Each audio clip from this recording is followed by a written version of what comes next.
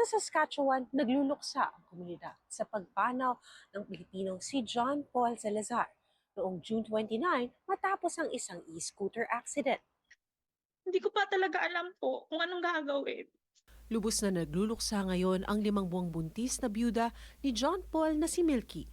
Anya, madaling araw noong Sabado, June 27, nang umalis sa bahay ng kaibigan niya si John Paul. May tumawag na bypasser po sa 911 at saka natagpuan siya doon ng mga 1. Kaya hindi ko alam kung ano talaga yung nangyari sa kanya, na naaksidente na pala siya.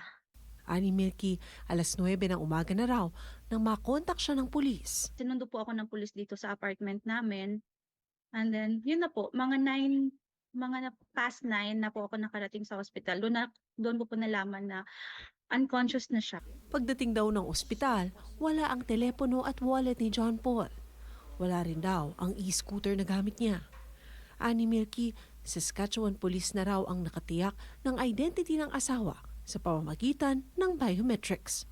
Sa ospital, malungkot na balita raw ang sumalubong kay Milky. Sinabihan na agad ako ng doktor na wala na siyang chance, wala na raw surgery, hindi na siya, kahit i-surgery din, hindi na siya makakasurvive dahil daw sa impact sa utak niya.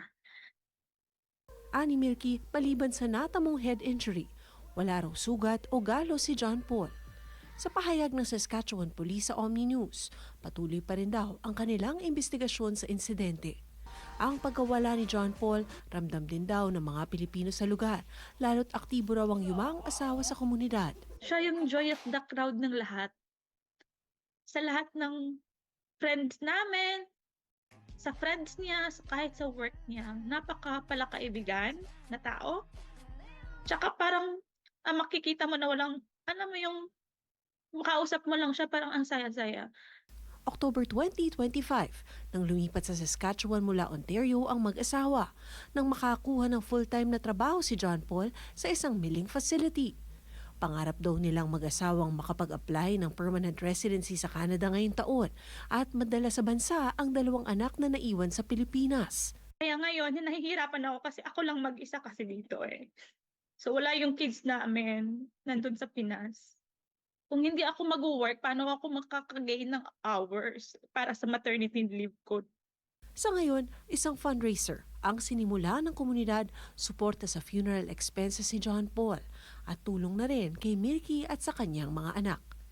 Isang funeral mass ang gaganapin sa St. Patrick's, Saskatoon, Miyerkules, July 8, bago ang pag-cremate sa mga labi ni John Paul. Kaya napakahirap po sa akin ngayon nung sitwasyon ko, kung ano yung gagawin ko. Wala akong idea talaga eh. Pat Fernandez, Omni News, Vancouver.